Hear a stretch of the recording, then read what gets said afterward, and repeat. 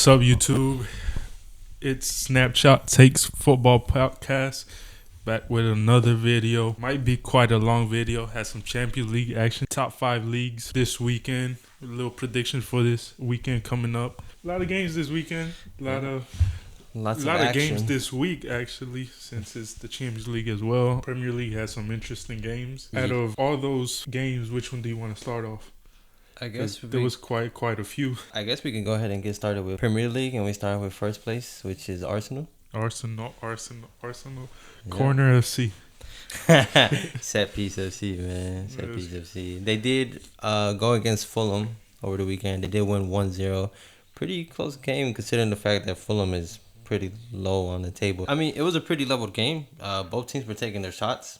Plenty from each side. Arsenal looking solid, man. You seen that no team has scored more than one goal on them all season? Yeah, I saw that. You also saw that this is like that game itself was their 8th out of their 11 clean sheet. That's crazy.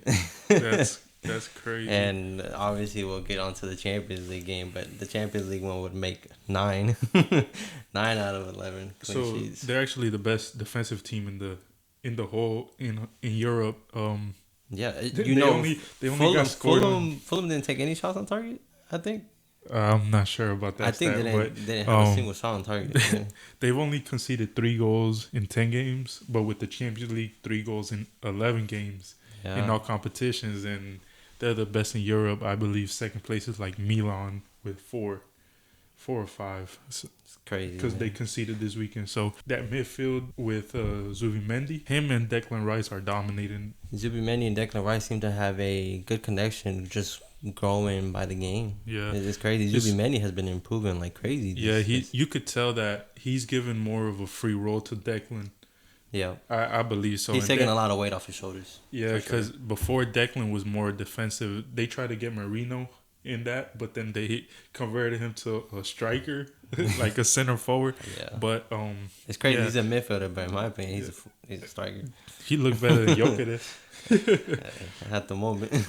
So talking about Jokic, he had 8 games without scoring a goal. I don't think it's his fault entirely, because I feel like that team is so used to playing without a striker, a proper striker. What they went like 2-3 seasons without a proper striker. Yeah, I mean they had, I believe, Havertz and Gabriel Jesus, who's still recovering from his injury. Yeah, they're so used to going up the wings and playing with that, trying to adjust to that number 10 role. Yeah, it's more like a center forward role. Yeah, I believe it was you who said it last time. It's like just wait until everybody's back from injury and watch that team click. And I think it's starting to come along. Their next Premier League game is actually against Crystal Palace.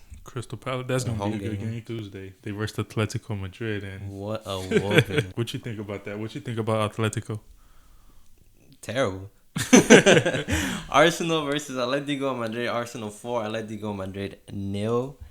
And I just got to say, Arsenal had the upper hand from the very beginning, man. From the very beginning. Atletico didn't have a chance. But honestly, looking at the first half, Atletico had chances.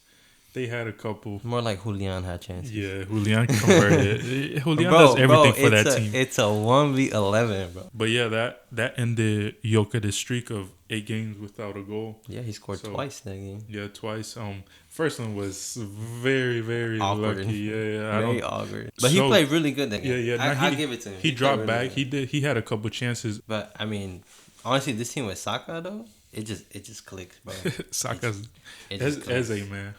As well. He's playing that number 10 role. And then Martinelli seems like he's picking up form back to where he originally started. Yeah, and having Trossard on the bench. I also want to talk about Caliaflori. What's the name? Caliaflori. Yeah. I'm not even going to fight you on the pronunciation. This weekend, it's like he's everywhere. He's a midfielder, bro. He's everywhere. He does whatever he wants. Arteta has gave him his free card. Basically, he roams around the pitch and does what he wants. What a player, man. Yeah. He's not scared to strike. He has a beautiful strike of the ball. I don't know if you saw the goal that VAR said he was offside. Yeah. Yo. Yeah. That's better than Jokic all season. But referring back to the Champions League game, we got to talk about Julian. We got to talk about this Atletico team, dude. I feel like it's their midfield. Of course it's when their you midfield. have Barrios, who's he's okay.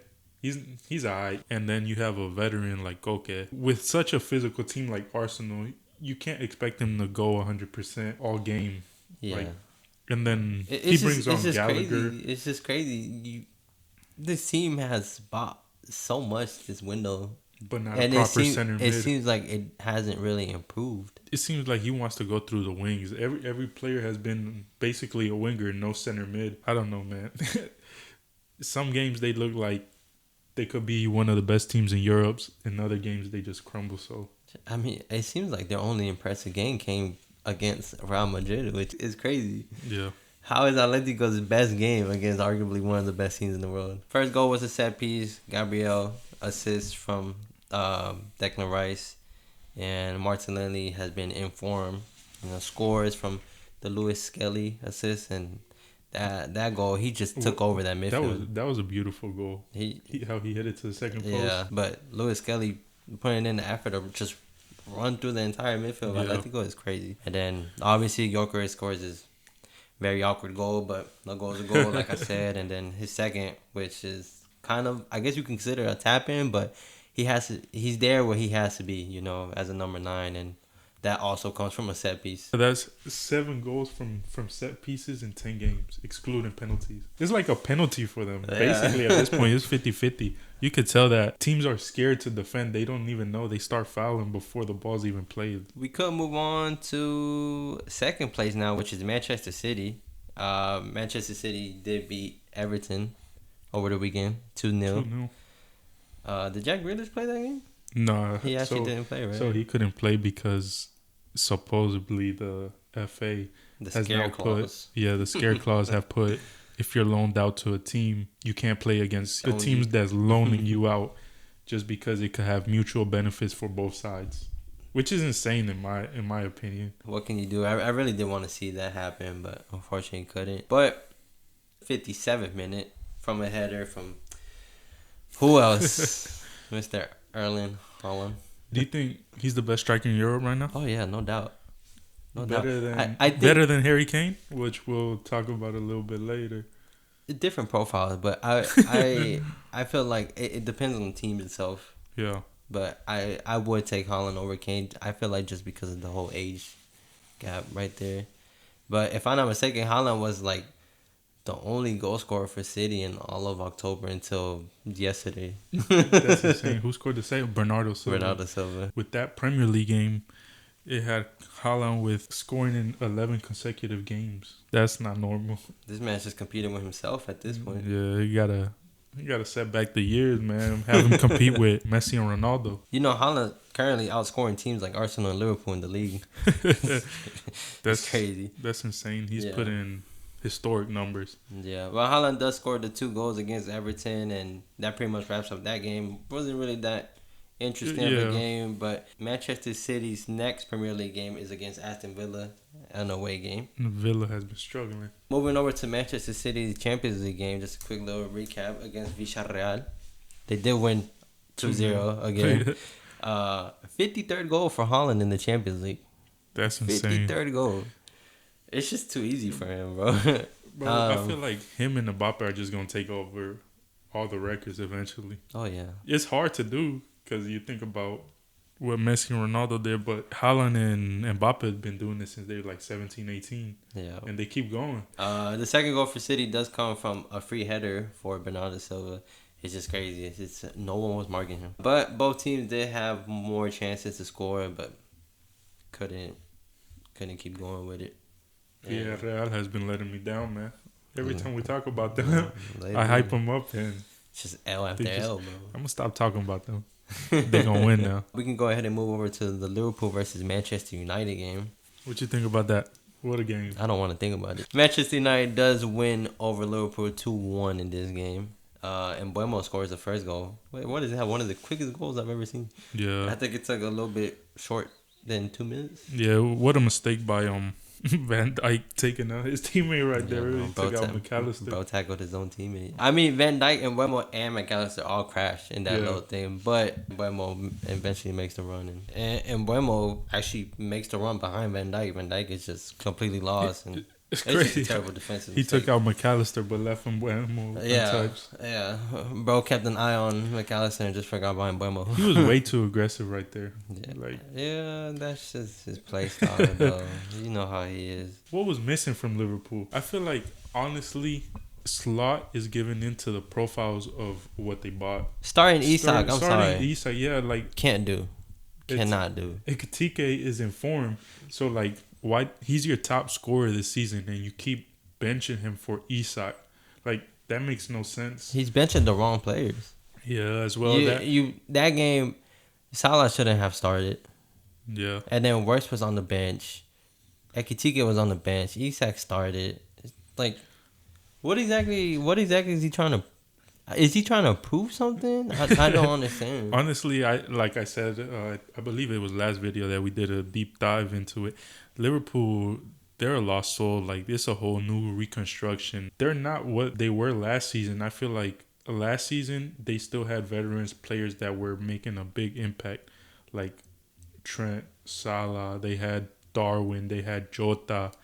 They had Luis Diaz. They all came from the old game plan that Klopp had, which Right, the they team had. he built, the team that he took years to build, Yeah, and then and- Slot just got trigger happy Yeah, and but- decided to buy every big name on the market. So those boys that left, they would press. They were relentless. The only player that had liberty to do what they wanted was Salah.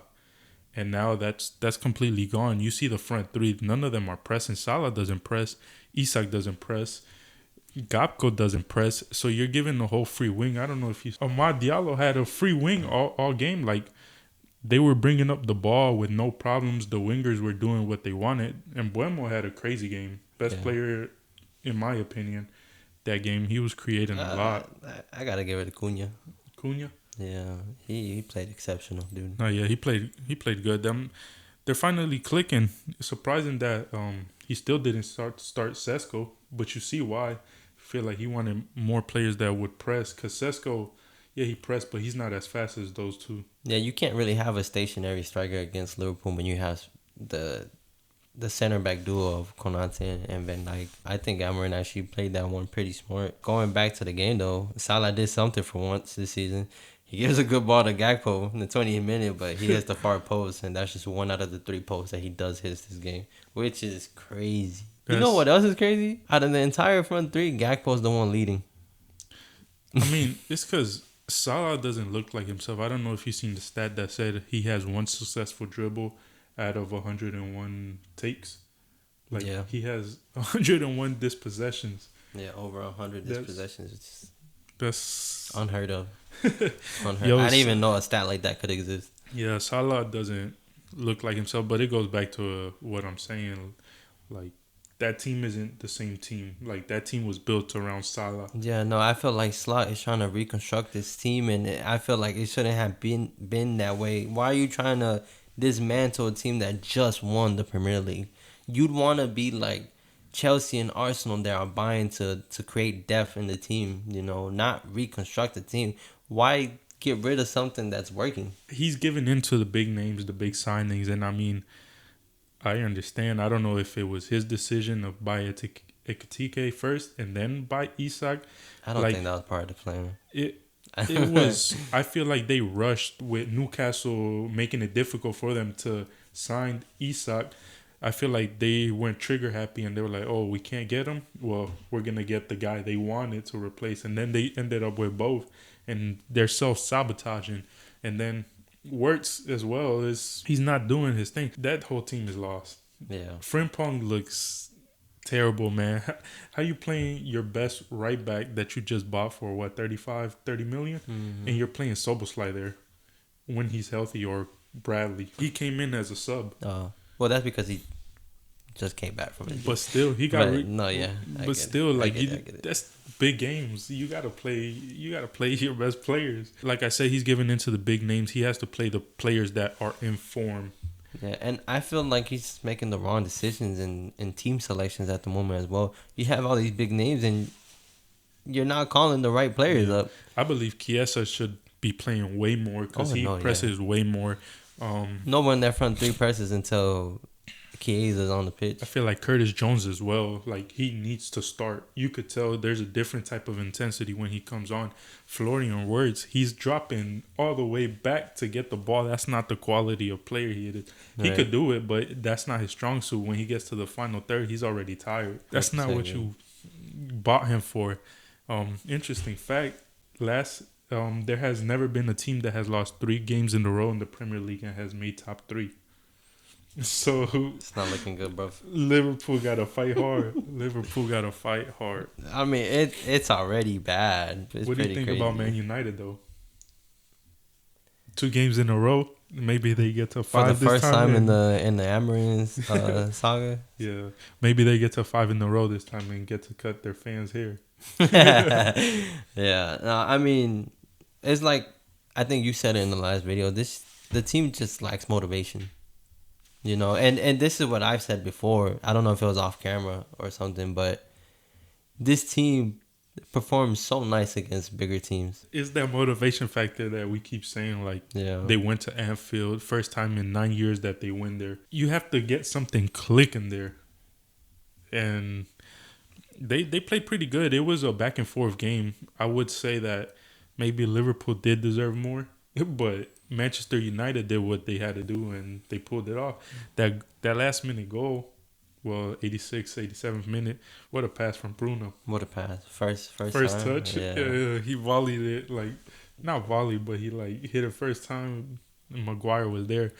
A player that comes clutch for them a lot. Oh yeah. Like, it's crazy. as much as they hate on him, he always ends up scoring some way. Out of all the players that they could possibly rely on for big moments, it's funny how high up Maguire is on that list. Yeah. You set him up there in the last minutes, he's has 50% chance to score a goal. Yeah, Maguire and Araujo's new number 9s of their teams. They've been using them wrong this whole time. In my opinion, I think Liverpool slept this game, especially the center backs. I think Van Dijk and Konate just weren't there in this game. I do believe that Kirkus shouldn't be starting, honestly. If Slot said that he bought Kirkus in to take over Robertson, that doesn't mean replace him on the spot. You know, Yeah. like Robertson still has a lot to provide, and we'll get to that in a bit when we talk about the Champions League game. But how is it that Kirkus just gets ran through every game, every minute of the game, but you don't switch him out for Robertson? Robertson gets in there and provides the second he's in there. Yeah, no, Robertson has ability to pick out a pass as well. Kirkus looks like he's relies on his speed. Yeah, so that brings Liverpool to 4th place. They just dropped a couple places. 4th place, 15 points. Manchester United went up a few, I think, 1 slot. They're in 9th now with 13 points. So it's getting tricky for Liverpool, man. If they lose another game, that's it for the title, in my opinion. Arsenal's looking hard to shake. Yeah, I mean, this is their 4th consecutive loss in like 11 years, if I'm not mistaken. Damn. What does this mean for Liverpool?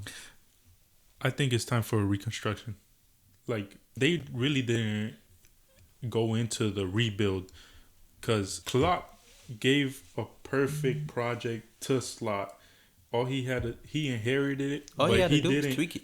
Yeah, he had to tweak it, but I believe losing Darwin, losing Jota, losing Luis Diaz, it's funny because they were claiming Trent wasn't great, but now you see how much you guys really do need him. Yeah, no, I mean, defensively he wasn't the best, but, attacking wise, his vision is top notch. I think there was a chemistry between him, Van Dijk, and Konate, which they almost perfected already. They knew he wasn't going to be there.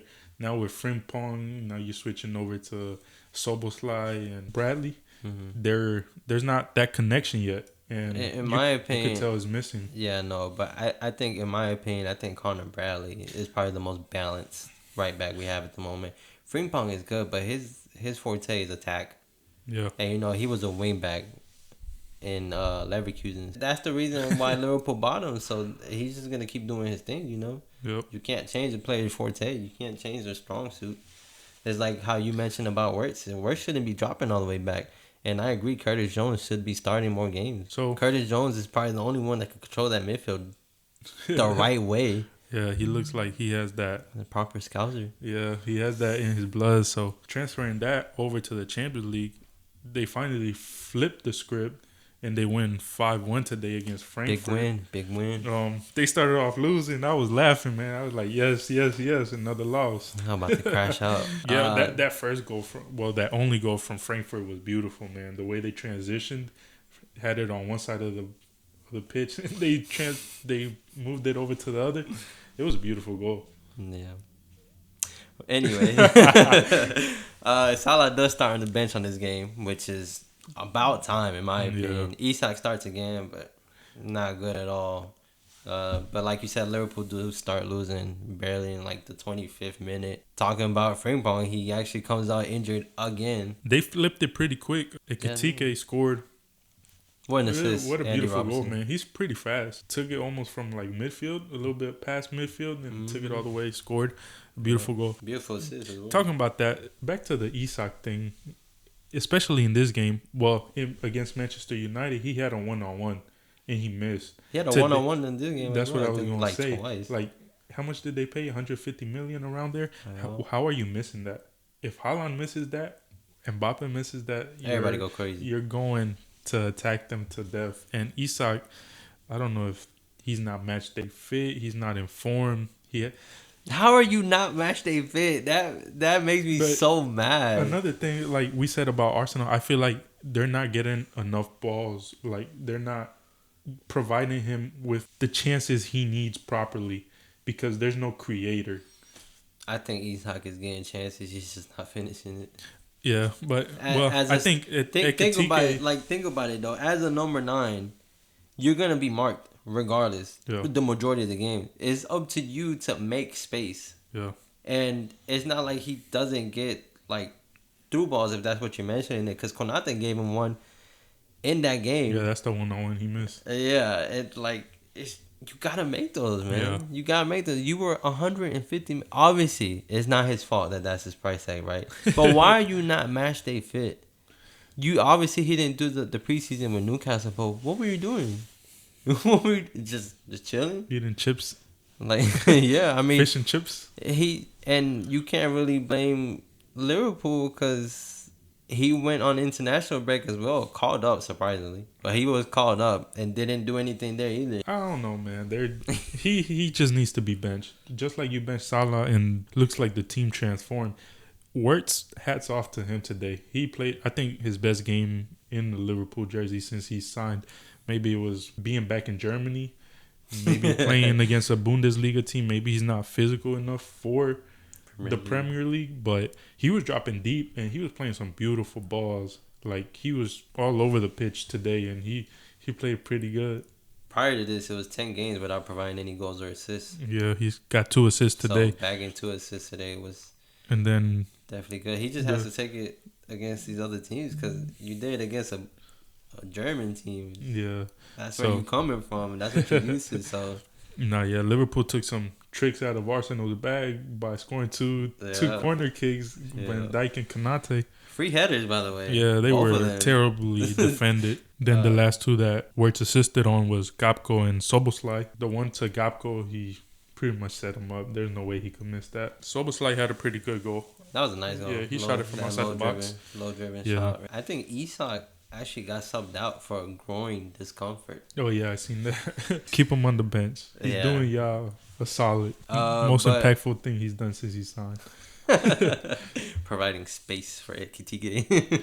Man, he just has to let his informed players play, in my opinion. But they have a great squad. Coach would do it. But it's crazy because I told you since the beginning of the season, Liverpool don't look good. Right. They were winning. They won their first 3 games.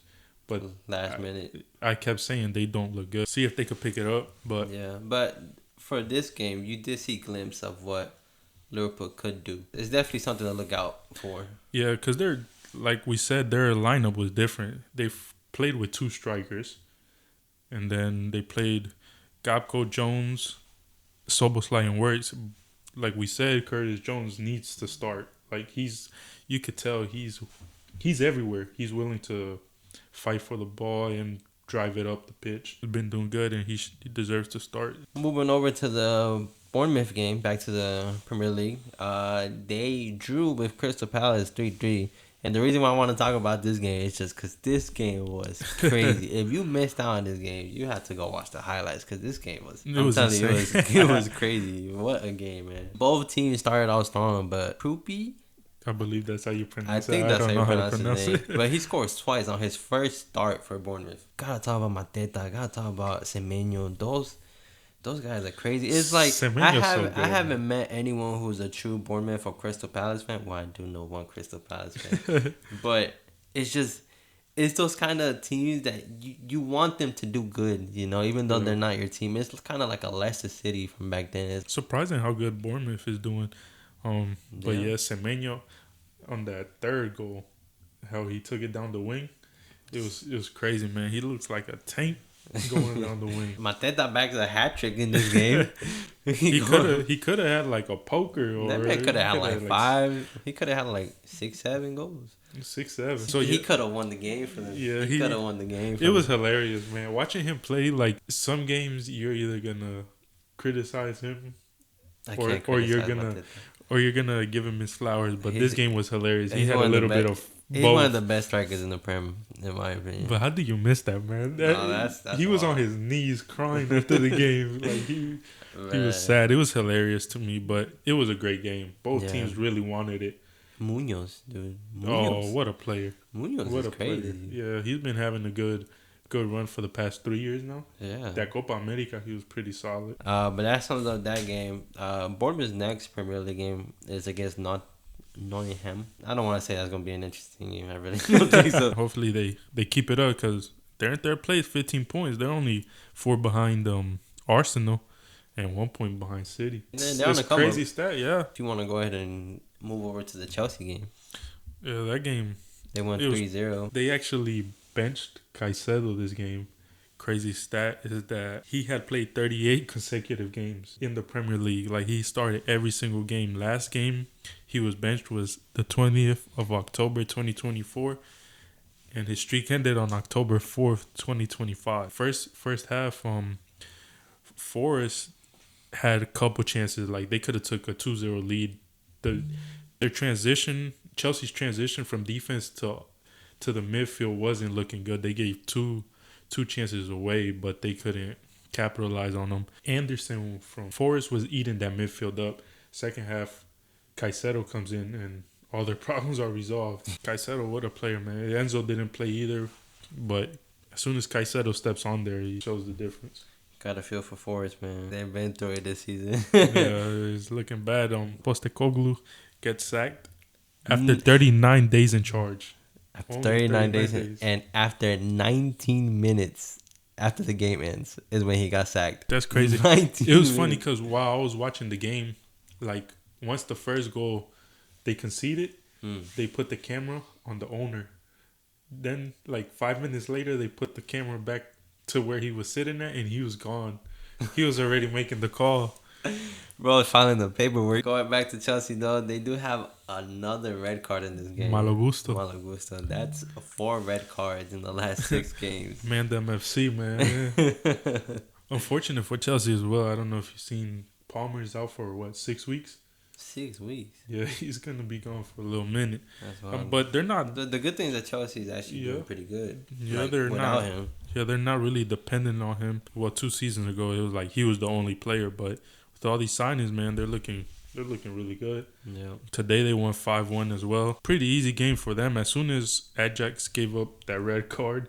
That was a wrap. Yeah, it was a wrap. What a threat Estevao is, dude. He is crazy. Yeah, he's turning it up. But yeah, Ajax do get an early red card, and then a minute later, Mark Gue scores the first. Then Caicedo scores. A little rebound, a goal's a goal. And then Weghorst from Ajax just pull one back with a penalty, rightfully deserved.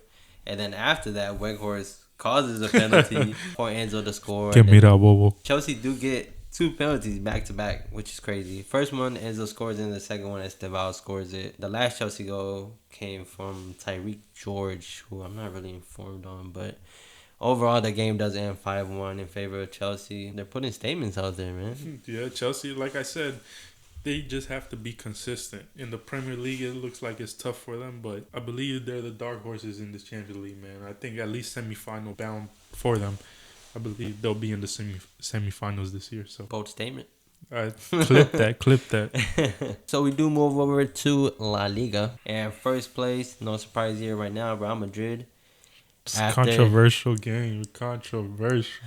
Should we even say that after each game? It's ridiculous. But Real Madrid do get this win 1-0 over Getafe, which we already knew it was going to be some crazy game. A tight defensive game from Getafe like usual. Yeah, I mean, the hopes weren't high for Getafe to begin with, honestly. They haven't won in the last 4 games prior to this game. It's crazy, though. They only lost 1-0. Like, they were holding it down. I mean, that's how they play. They park the bus against these big teams. And, I mean, like you said, I think like in the first or second video, it's just something you have to do against these big teams when you're fighting for just to stay in promotion, the league. Stay up, yeah. Getafe's coach was like, I don't have the spending power you guys have, so I have to play with the way that I can to stay up. Everybody has their own style, and this is my style, basically.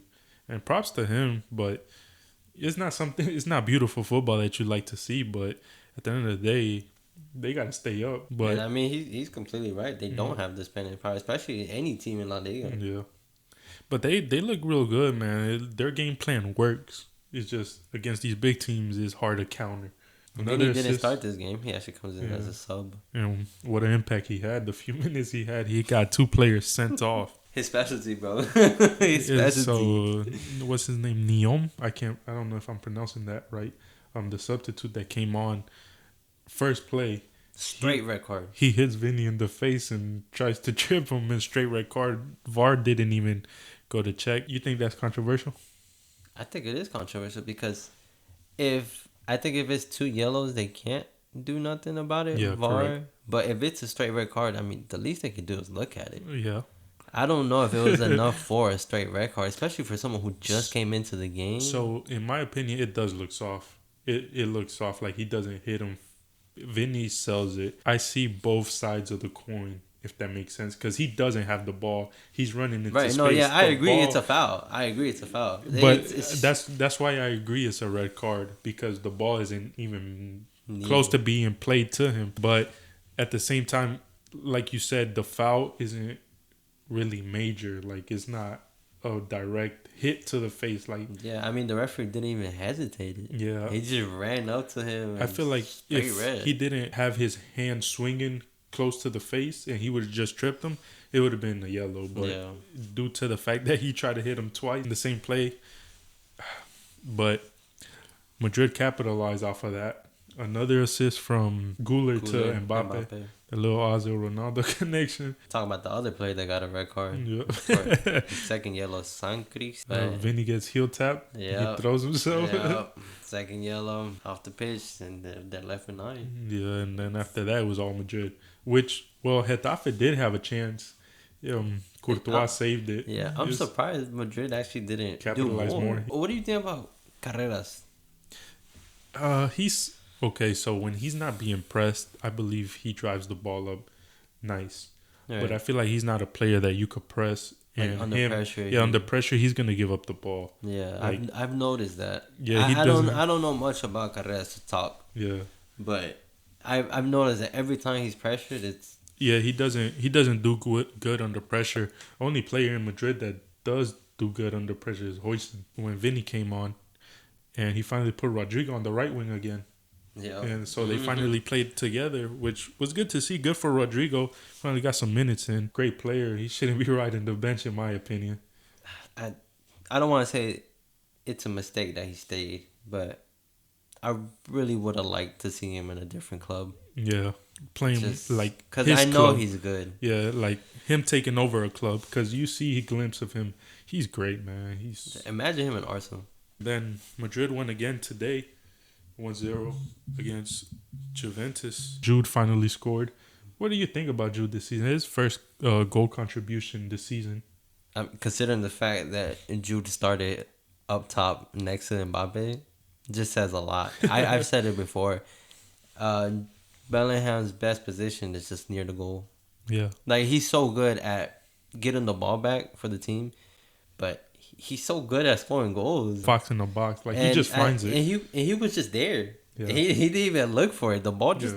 When he hits it, hits the post, comes right back to Bellingham's foot. A lot of his goals are like that, but Yeah. he knows where to go. Like, Yeah, that's what I'm saying. It just finds him. It's that relentlessness that he has to find the ball. Like, he's always looking for it. He's either gonna check up to it or he's gonna go and defend for it. Like, he's the first one pressing up top. Madrid had chance after chance, but they couldn't score until the 57th minute. Props to the goalkeeper from Juventus, because Real Madrid could have scored at least a good 3 to 4 more goals, but the goalkeeper did pretty good. I thought they should have won by way more. Talking about second place in La Liga, which is Barcelona, which won 2-1 against Girona. Terrible game from Barcelona. They were lost. It's a lack of intensity that I see. Girona actually had 3 or 4 chances in the first half. They should have been up 3-1 going into the dressing room. Koundé has been terrible this season, in my opinion. 45% of what he was last year. Mm-hmm. And then Pedri lost a ball as well that was a clear counter for them. You know what's crazy? The second Pedri loses a ball, the whole team is exposed. Straight counter attack. Yeah, the whole team is exposed. I feel like Barcelona just have so much trust in Pedri to move the ball forward that once he loses it, everyone panics. I feel like as well that the thing is that Pedri continuously he checks in for the ball, so nobody does that for him. So every player has an outlet to him, but he doesn't have that same outlet. But Pedri does beautiful goal. Yeah, beautiful goal. Assist from Lamine Yamal. Yep. Lamine, mid-season as well so far. I got a snapshot take. We were actually talking about this the other day. I think when Rooney comes on, he's way better and way more direct than Yamal. He's more direct to shooting the ball, and he's not scared to look for the pass either. Yamal has looked lazy this season and way too greedy. That season, you would look at Yamal and you'll know he'll provide an assist. He's not doing that this season. As soon as he cuts in, he just wants to shoot. He hasn't been what he's supposed to be or what he was. What if we saw his prime already? And then that's just sad. That's not prime. That's just one season wonder right there. Yeah. But like I said, yes, that's my snapshot take so far. Rooney has been way, way better, in my opinion. They tied 1-1, and then until like the 86th, 87th minute, Araujo scores the winner.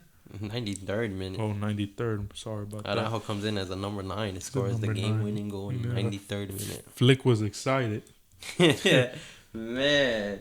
Talk about Hansi Flick, dude. His first yellow comes from sarcastically applauding a ref decision. Yeah. And then the second yellow for protesting against the 4 minutes that were added. That's just the little research I did. But that being said, he would be missing the Classico. But before we get to that game, quick mention. So Barca did run over last game in the Champions League. They won 6-1. Fermin, what a player. Masterclass. Scored a hat trick, all with his left foot, which is a weak foot. Yeah, Rashford scoring 2, and then Lamine scoring a penalty. I was kind of upset Lamine taking that penalty. I feel like he didn't play that good, and he took it. I wanted Rashford to take it because he was the only one up top looking like he actually wanted to do something. Him and Fermin. But yeah, Barcelona, again, they started real lazy. They didn't look direct. They had the ball, but they didn't look like they knew what to do with it. And honestly, Rashford, in my opinion, he looked lost. As a forward, he kept drifting to the left wing. And I just feel like that's what he's most comfortable with. You could tell. He said it before in an interview as well. He said he doesn't feel comfortable because his back is to the striker. He can't see him. But on the left wing, he has a visual of everything. But yeah, they pulled it off, ended up winning 6-1. Controversial red card as well. Very controversial. Because Casado throws himself as soon as he feels contact. I don't think... It's a double yellow, so they couldn't review it. Yeah. But... I don't think that should have went. I agree that was not a red card. Now, talk about the big game. El Classico. Madrid Barcelona playing Sunday. In the Bernabeu. Predictions? As it stands right now, Madrid are heavy favorites. I feel like Mbappe is going to have a buffet with Barcelona's defense. That highline looks terrible every game. He's going to score. And I guarantee you it's going to come from a pass from Güler. I guarantee it.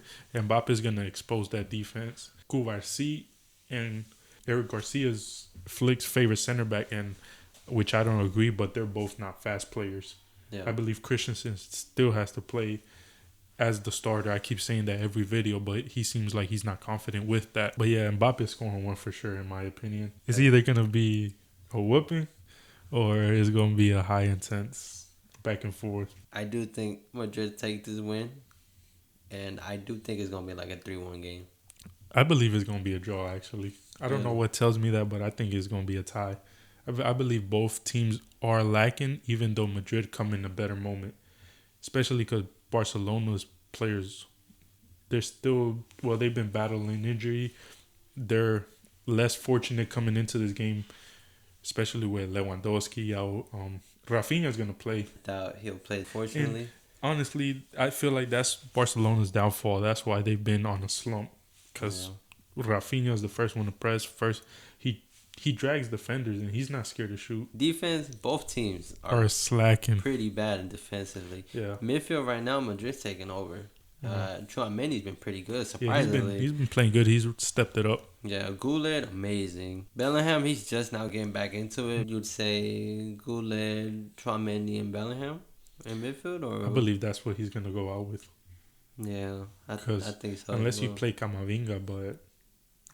he's been playing all right. I don't think that's what he wants to do. I believe Jude has to play. So yeah, I believe it's gonna be a draw. I think it's gonna be like I said 5 goals, right? I believe it's gonna be 4 goals, 2-2, 2-2, 3-3. It's gonna be some crazy though, for sure. High scoring game. I don't know what side, because Atletico exposed Madrid, but every other team has exposed Barcelona. So we will see. What are the chances of Vini getting a Barcelona player sent off? I was thinking about that, and honestly, the way Koundé has been playing, I don't see it very difficult. Koundé has been terrible, and I feel like Vini's gonna feast this game. He's gonna dance on Koundé. Madrid winning how much? 3-1. 3-1. I think it's gonna be a 2-2. I don't know, man. I see more than 4 goals. Watch it be way off, both of us. But I'll say a draw for now. That sums up that Barcelona, and then Classico coming up next. Atletico. Quick recap: they won 1-0. It wasn't much of a game.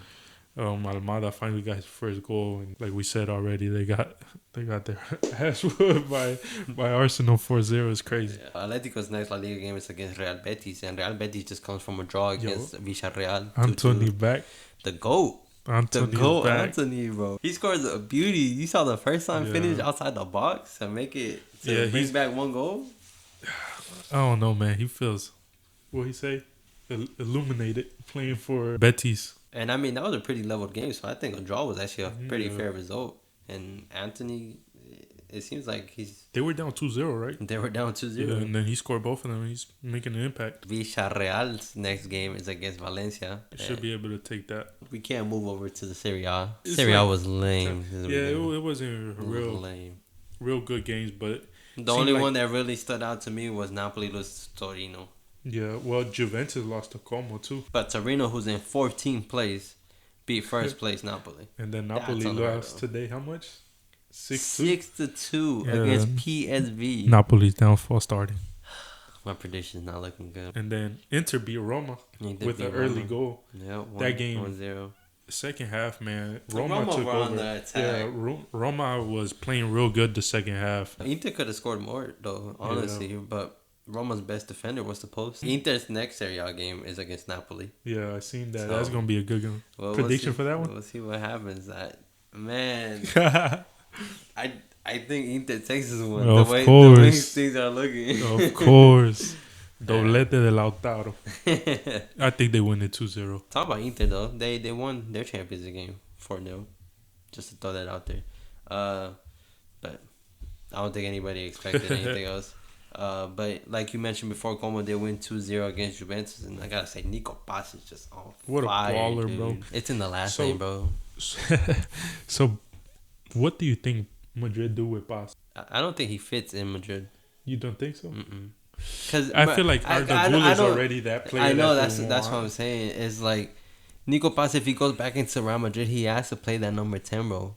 Yeah, he does. So that's his role. Yeah, and I don't. The way Güler is connecting with Güler is smart. If you're gonna connect with a player, it has to be Mbappe. So Gula is playing his cards right, but Nico Paz does have a beautiful assist in the 4th minute of the game, and then a beautiful goal towards the That goal 80th. was a beauty from the right side, curled it left. Nico Paz is just one of those players, kind of like Odegaard Yep. with Real Madrid. It's just they're good players. They just don't fit into the system. It's unfortunate, but fortunate for their career elsewhere. Moving on to first place, Milan won 2-1 against Fiorentina. Rafael Leao scores 2 goals. His celebration, he tried to take his He tried jersey to off, take his and shirt they were not letting that Nah, happen. we're not losing you, Yeah. bro. We're not losing you, bro. That concludes Serie A. Yep. A little review over the table real quick because it's tight right now. AC Milan has 16 points, first place. Inter's in second with 15. Napoli's third with 15. Roma's in fourth with 15. And then Bologna fifth, 13. Como in sixth with 12. Juve in Juventus seventh dropped to with 12. 7. So this tight title race. I keep saying, tune into the Serie A and all the games are being boring. But that concludes that. Now talk about, in my opinion, the best striker in the world. Really? Harry Kane. The man that could do it all. He's everywhere, bro. More specific, Bayern Munich versus Dortmund. That performance from Harry He was Kane, man. everywhere, dude. Dude, he's... You saw him playing defense. He was being a playmaker. He scores a goal. He scored a header from a corner. In the last few minutes, I don't know if you've seen, he dropped all the way down and slid. Like he did a slide tackle. Yeah. Like he's that's unheard of from a striker. Yeah, like, and it's crazy because he's so slow, but the way his other attributes make up for it. He's like the Busquets of strikers. The way he was passing that ball too, man, is from one side to the other. Yeah, Bayern are cooking. Bayern Munich in their Champions League game, obviously they're gonna win against Club Brugge. What was it? 4-0? Yeah, it was 4-0. Vincent Kompany is the first coach to get a contract extension for Bayern since 2010. You know, he hasn't lost or drawn a single game this season. Crazy. The last game he lost was against PSG in the Club World Cup. I'll tell you, man, I want to see them play against bigger teams. Yeah. I got to see. Let's see when their next big game is. It has to be in the Champions League. Oh, it's against PSG. Oh. On November 4th. That's their biggest game. And by that point, PSG should have their 18th. Yeah, which they put 7 past Bayer Leverkusen. November 4th, mark that schedule, what you've been waiting for. And Borussia Dortmund in their Champions League game, they won 4-2 against Copenhagen, just to throw that out there. Moving on to a Ligue 1. What an interesting weekend. Just to start it off, I mean, let's just look at the table. Marseille takes over first place. But PSG, who's in second place, actually tied against Strasbourg 3-3 in this game, which is crazy. Did you know that Strasbourg has the youngest squad in all of Europe? What's their average? Average age of 20.9.